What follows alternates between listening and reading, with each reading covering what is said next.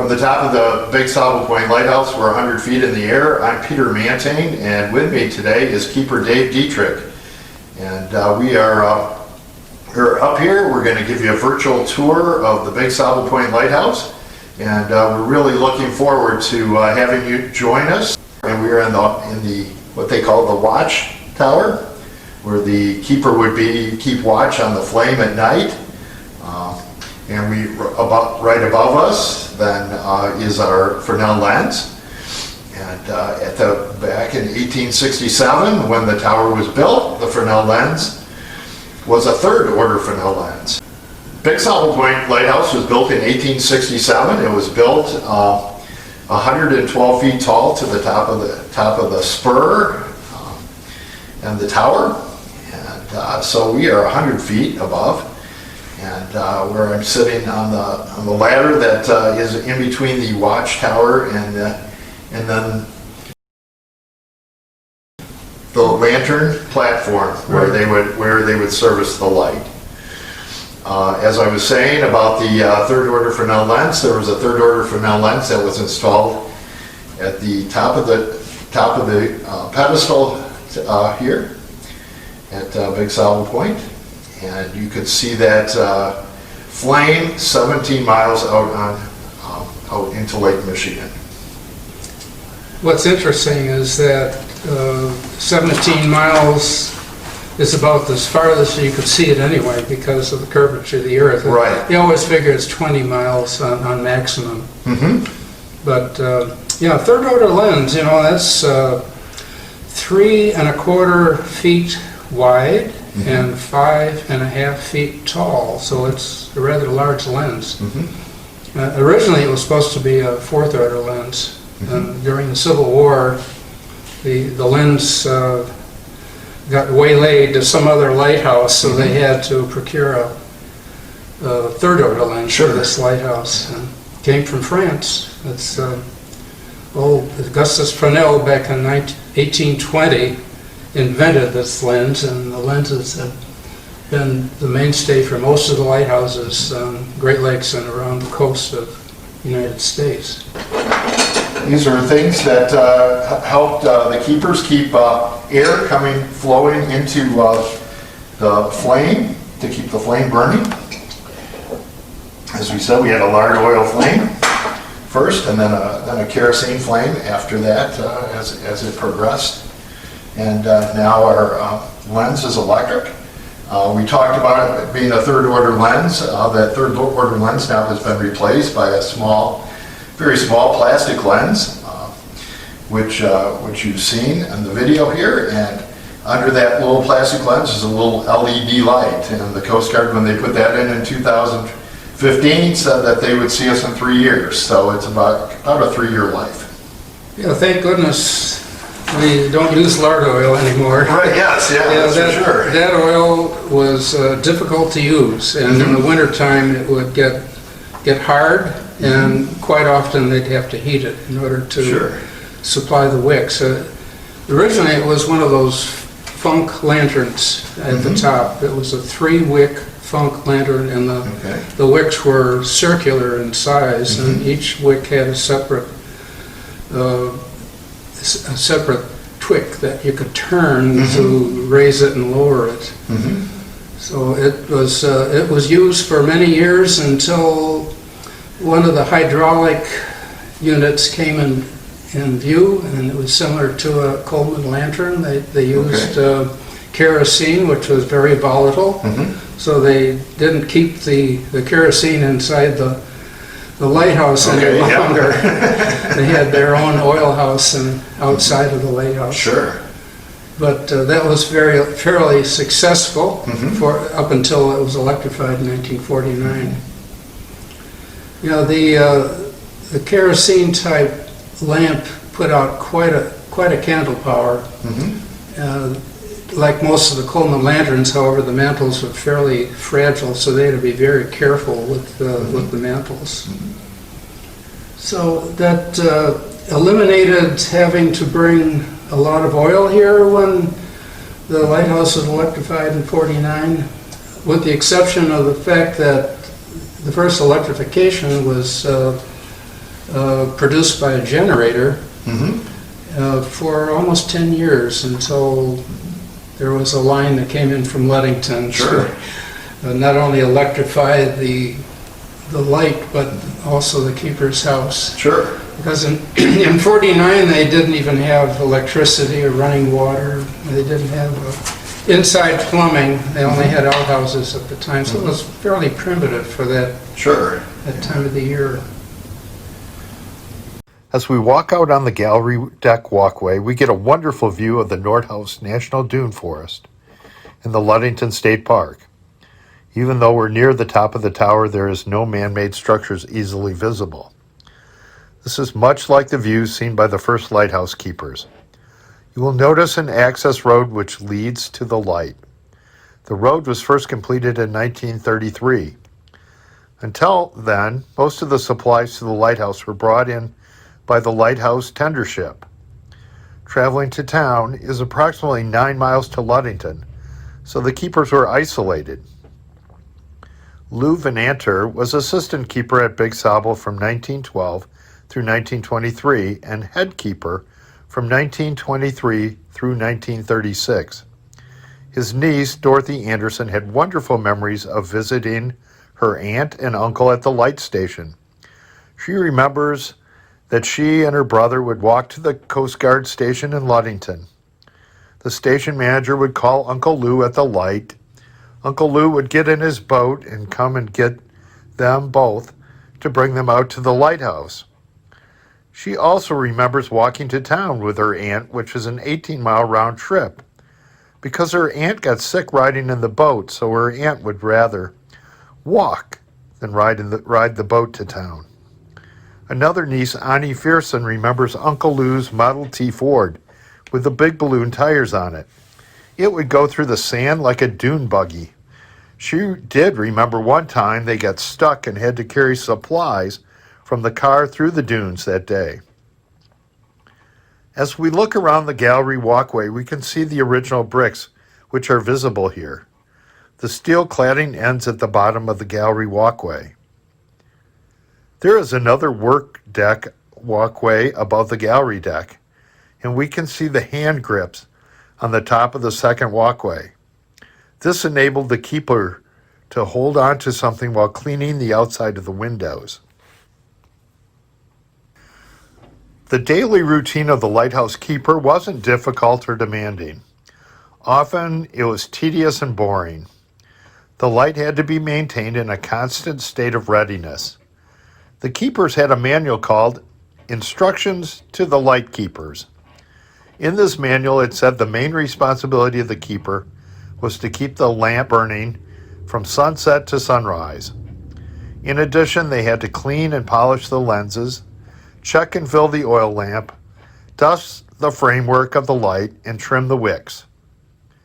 If the light had an assistant keeper, it was his job to clean the brass and copper fixtures of the light lens and all the tools in the lantern room, as well as the walls, floors, and balconies. He had to sweep the tower stairs, landings, doors, window recesses, and passages from the lantern room to the oil room. There are Roman numerals etched into the railing floor of the watchroom gallery deck, and these numbers were etched at the Milwaukee Lighthouse Depot where the tower was manufactured. This allowed the correct sections of the gallery to be aligned when assembled on site. We can also see the half-bell-shaped objects which coincide with the air draft grates inside the watch room. Below us on the beach, we see the replica of the fog signal building, which was built in the 1940s. This was built to replace the original fog signal building that was built in 1909 that was washing into the lake. Life could be rather isolated at the lighthouse. With little to do but hunt, fish, and read, the hardest problem for the keeper's family was not physical or social isolation. It was the annoying sound of the fog signal when it was in operation. The keepers got used to the noise because they had to, but the wives and children complained more about the fog signal operation than anything else at the light station. It was hard to hold a conversation, read a book, or sleep when the signal was in operation. And at Big Sable, it was often in operation for several days and nights at a time. Les Merviden, son of one of the last lighthouse keepers, recalls that one day the Coast Guard called to see if the signal was on. He had to put the phone down and listen to find out that it was on. So some did get used to listening to it. As I mentioned before, the Big Sable Point Light Station was built in 1867. The tower was constructed of soft Milwaukee cream brick. The tower walls are 5 feet thick at the bottom and 2.5 feet thick at the top. By 1898, the district inspector reported that the tower at Big Sable Point was in poor condition. The soft brick of the tower was deteriorating from being sandblasted out on the windy point. In the spring of 1900, metal cladding was fabricated and installed around the tower at Big Sable. The space between the tower and the brick was then filled with cement, and the windows were replaced by metal portholes. The tower was then painted white with a large black band so sailors could distinguish the tower from the surrounding sand dunes. The black and white striped tower became the day mark of the Big Sable Point Light Station. Standing out on the watch deck, we can also see the seawall that protects the light station from the shoreline erosion. Originally, the lighthouse was built 500 feet from the shoreline. By 1909, the distance had been reduced to 385 feet. In 1977, and then again in 1986, the lake got as close as 4 feet from the tower. In 1986, the Coast Guard installed a metal tower in the sand dunes just south of the Big Sable Point property. This new metal structure was to become the new warning light when the Big Sable Point Tower was washed into the lake. That same year, 1986, a local group of citizens formed to save the tower from falling into Lake Michigan, taking matters into their own hands by sandbagging and moving sand and rock around the property. They worked until the tower was no longer in danger of collapsing into the Lake Michigan. Finally, in the early 1990s, permission was granted to build a new 150-foot seawall in front of the lighthouse. In 1993, the Coast Guard removed the metal tower from the sand dune south of the property, and in 2012, the group, now known as the Sable Point Lighthouse Keepers Association, added another 150 feet to the seawall for more protection for the Big Sable Point Light Station. Now, why don't we head downstairs to take a look at the rest of the station? Well, now we're inside of the service room. And at one time, they used to have a potbelly stove in here for heat during the wintertime. Assumably, the exhaust would be out one of the windows, but trying to keep this area warm during the wintertime. And of course, the shipping season would end usually around the first or second week of December, so they probably didn't have to heat it, and the light was off. But then there was a period when the light was on all the time. Yes, right. Yeah. During the year, so they probably had to keep heat in there. Right. Yeah, so it's a very small room, and they do have an area here where it shows some of the equipment. So it's nice that we have some of these artifacts, because there were a lot of tools that the keepers had to use. Yes. To clean the brass and clean the light. I'm not sure they used Windex back in those days. No, I don't think so. No, probably didn't exist. But they had to keep the stairs clean. You know, and they had to sweep it. And of course, when you look at the stairs, they're made out of cast iron. They were made in sections, and the center pole would help to support not only the upper structure, but also help to support the weight of the stairs itself. Goes all the way down to the bottom. And this is unique to this lighthouse, because there are some lighthouses that have open areas where if you had a clock mechanism, the weight would be right in the center. But this one is not like that. And it's, they're beautifully done. They usually have holes in the grates that helps to, for airflow, and when they're sweeping, the sand goes right through the bottom. So you have to be careful when you're cleaning here. One of the other things that the keepers needed to clean was the lens, and they cleaned that lens daily. If the lens being lard fired or kerosene fired, the lenses would get sooty, and Particularly glass, lard, would get sooty, and so every day the lens had to be cleaned. As we're in the watchtower, one of the big questions that always comes up is why the trap doors? That we have trap doors, and we have a trap door that we walk through when we were at the service room, here at the service room, and then at the watch room up above, there's a trap door. And what happens is that the air from the air from down below creates a tunnel effect. And so if those doors were not closed, at least one of those doors wasn't closed while the keeper was tending the light, and the light was on, the light would blow out. And from what I had read, the keeper used to have a mirror at the base in his office. Okay. Instead of having to go outside, maybe if the weather was inclement or whatever, and he was able to look through the mirror and see if the light is still lit. Sure, sure. Obviously, going all the way to the top can be quite a chore, but that's part of his job. One of the granddaughters that was interviewed back in the early 2000s said that her best memory was sitting up in the watchtower with Grandpa playing cards. Oh. And or playing cards here in the service room, and then he would send her up to the watchtower to take a look to make sure that the light was still on, and he'd come back and Grandpa had changed the cards. So, so she said Grandpa liked to cheat.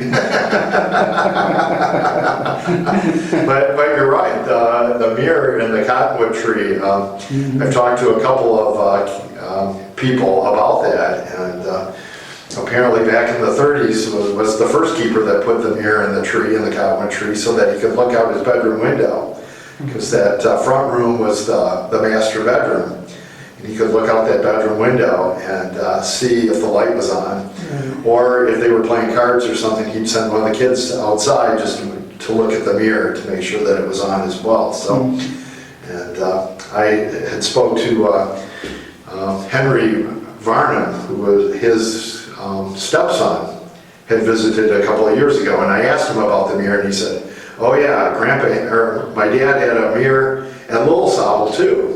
So, oh, that's interesting. And he said that was nothing new when we came to Big Sable to see that mirror in the tree. So we knew that what that was all about. So. They replaced the one here. Well, they replaced the one here in 1949. It was a generator. Right. And that went on for about 9 years at this lighthouse until a line came in from Ludington.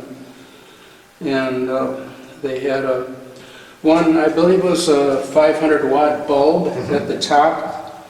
It put out 7,300 candle power, which was a nice bright light. 18 miles in the lake.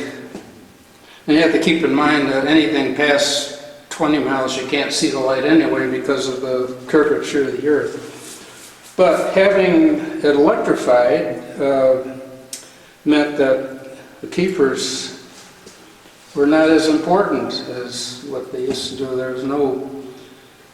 There were no burners to clean or wicks to trim or any glass to clean.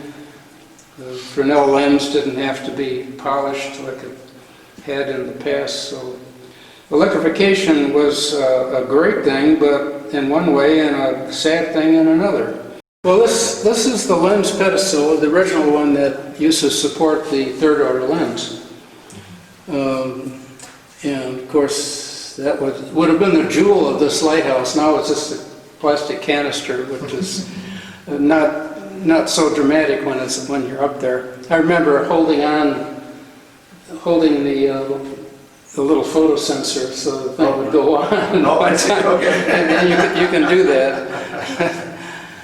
But yeah, it's nice that at least we have the pedestal. And if you wanted to see the lens, it's at the new Maritime Museum in Ludington. It's a beautiful museum to visit. They have a lot of things there.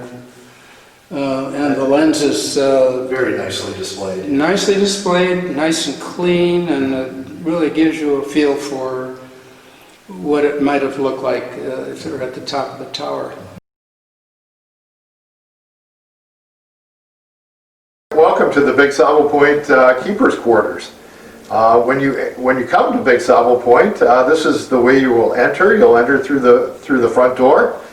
This is the original Keeper's Quarters. The original keeper and his wife lived downstairs here, and then we'll go upstairs in a few minutes and we'll see where the assistant keeper and his wife lived. And then farther on, as the light station progressed, we had a third family also, and so they had to add on to the lighthouse at that point. So we're going to walk right in here. We're going to walk right into the living area. This was the living area.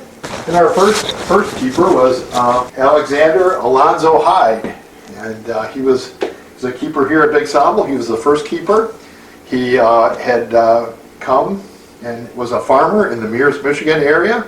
And during the Civil War, he became a preacher who went around with a tent ministry, and during that tent ministry he drummed up a lot of support for the Civil War and recruited a lot of men for the Civil War effort from Michigan and sent them off to war. And his token from Congress was to become the first lighthouse housekeeper at the Big Sable Point Lighthouse, and he served here with his wife for 2 years, and then his son and his son's wife lived upstairs, and they lived here for 2 years as well as assistant keepers, and then took over as head keeper.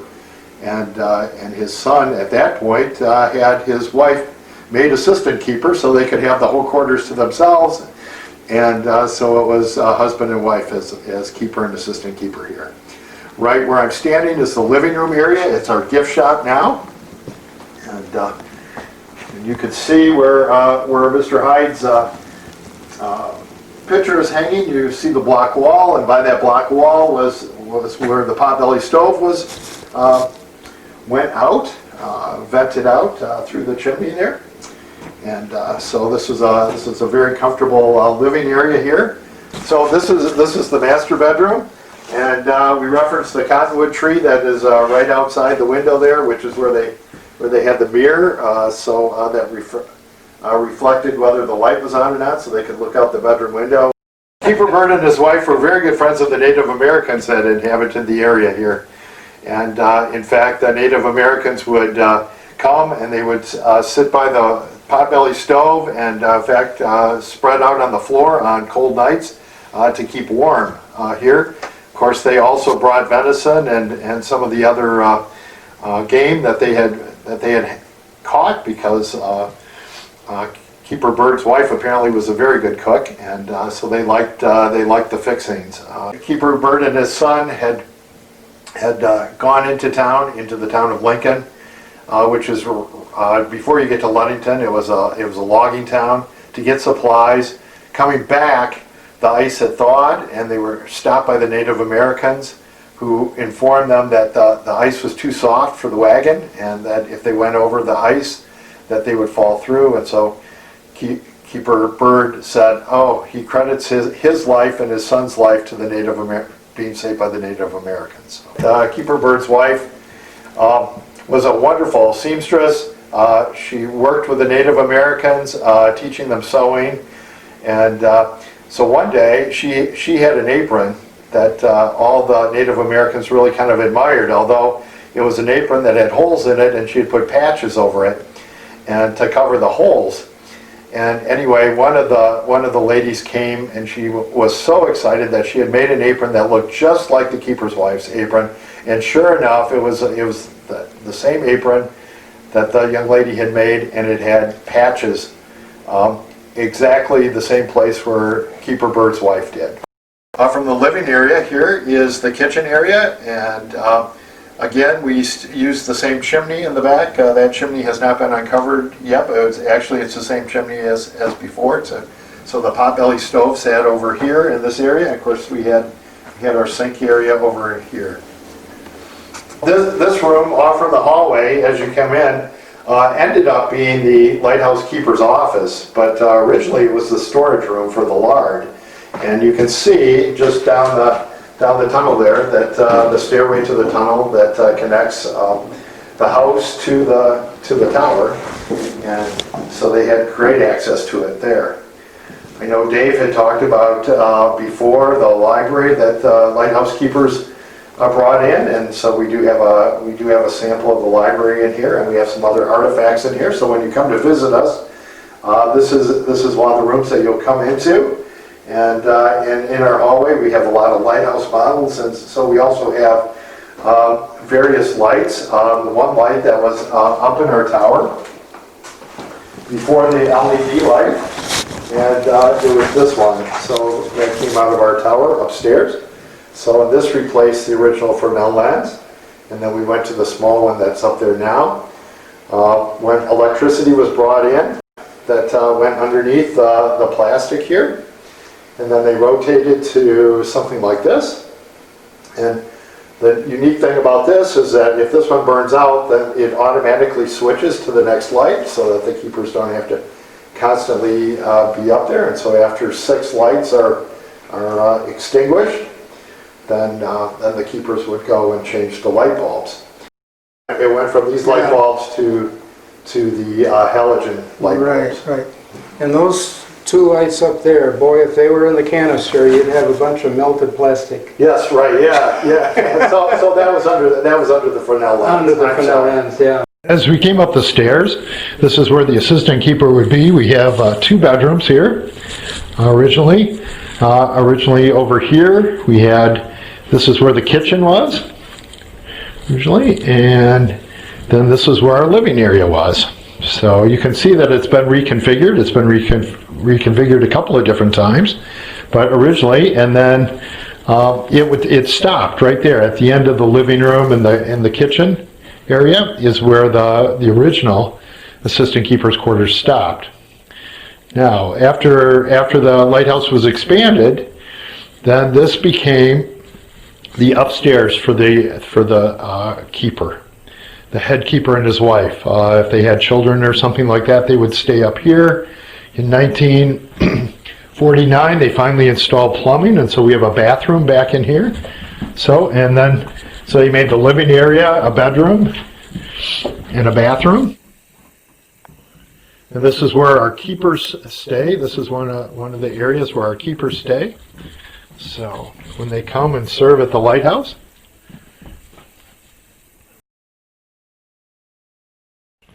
And then we also house keepers in the front 2 bedrooms as well.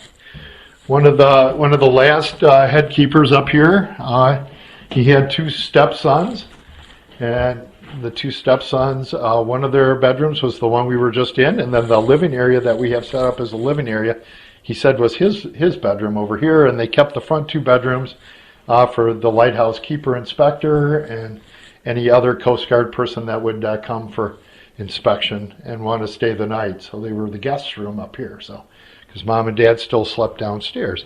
This we now have set up as our living area, and as you can see, this is where the wall stopped for the first when it was first built. After 1909, they installed the fog signal building. By 1913, they realized that they really needed one more keeper, and so they had to put an addition on. And so that's what we're going to walk into. We're going to walk into the addition. This is the kitchen here, the kitchen area here. So, and this now serves as our kitchen for our keepers who come and stay here. And then back here we have our living room area back here.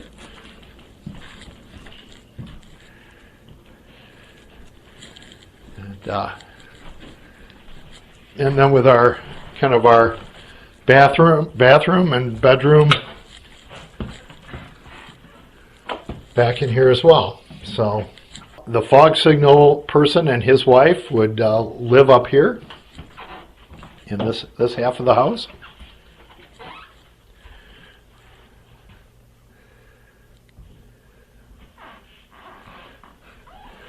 And now our keepers stay up here.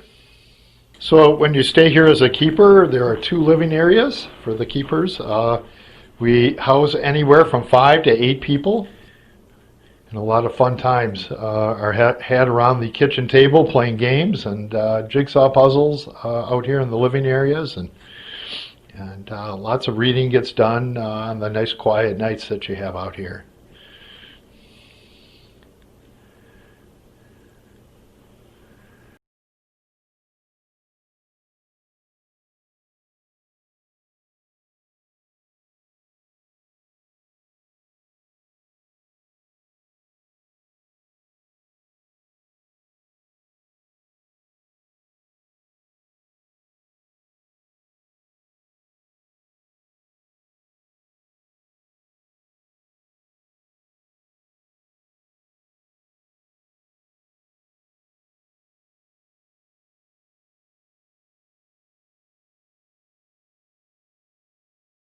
We walk down the stairs, and now we're back on the main floor, and this is where the assistant keeper and their families would live. This is the living room, and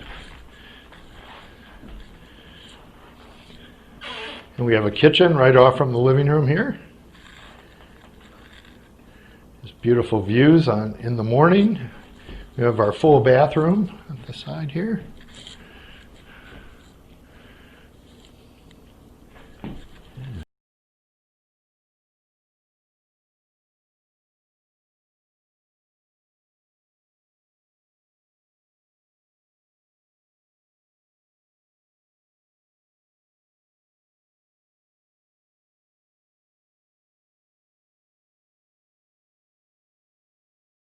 One of the last assistant keepers here, he lived, I've talked to the son who lived here, and mom and dad's room was right off here, from the kitchen here, which now we kind of house as our office, and but this is where mom and dad slept. They had 3 kids in the family, 2 boys and a girl. So the boys shared the bedroom. And sister got to sleep out in the living area. So they were excited when Dad became the head keeper and they got to move upstairs. Got to move to the other side with all the bedrooms. That was like.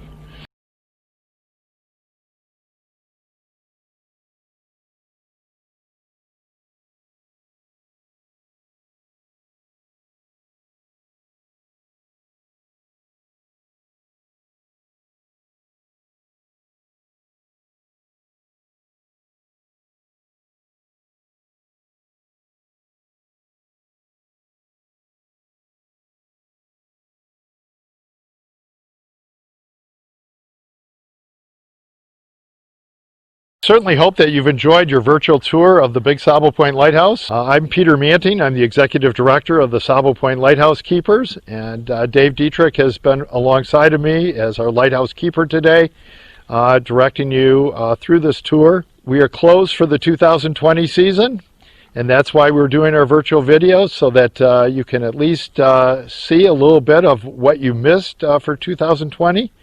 And then in 2021, we hope that you'll come back out and see us in person.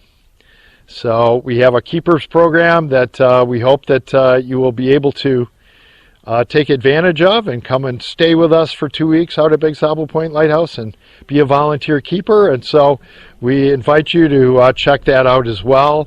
And you can find all that information on our website too. So until we see you here at Big Sable Point Lighthouse, I'm Peter Manting, and for the Sable Point Lighthouse Keepers Association, I want to wish you a good day.